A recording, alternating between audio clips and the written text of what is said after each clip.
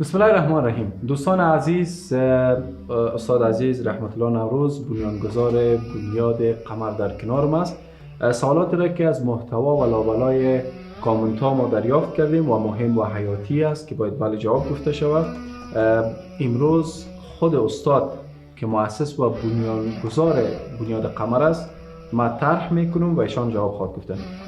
جناب استاد، اکثریت پرسان میکنن که ما با قمر کمک روان میکنیم، چی ضمانت وجود داره که کمک های ما به فقرا میرسه؟ جزاک الله خیر. این پروگرام بسیار مهم است به خاطر که مردم سوالات دارن و ما باید سوالاتشون جواب کنیم چون مطمئن شوند که کمکایی که روان میکنن به مستحقین میرسه، از پالیسی های بنیاد خبر شوند، حتی راپور سالانه بخوانند که ما چند فیصد پیسه را در اداره مصرف میکنیم، پیسه اداره از کجا میکنیم و همچنین مسائل.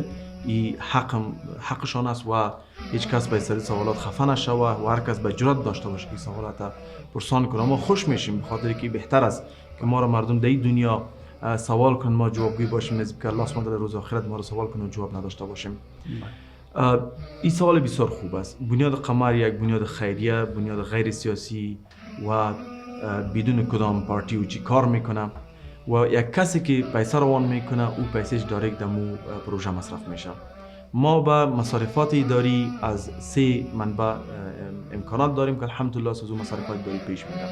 یکی است که برادرها هستن از 2017 بیگی تا امروز که قمر اینستیتوت سپورت میکردن و باز بنیاد خیر قمر سپورت میکنن و تجارا همچنان هستن که اونا فقط پیسه میدن به خاطر مصارفات اداری. یک این منبع است که از هلپرز کلاب همچنان شما دیده میتون نوره.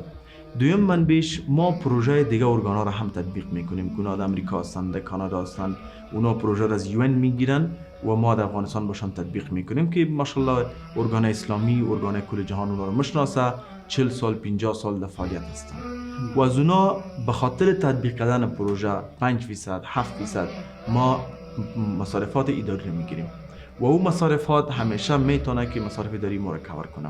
و رای سویم که ماشاءالله در روزهای آخر ایرا خداوند به ما این دروازه رو باز کرده، او هست پیسه که از اعلانات میاد، او از یوتیوب است و از فیسبوک است و هم الحمدلله کافی پیسه است که میتونه زیادترین مصارفات داری ما را سرزو کاور شود.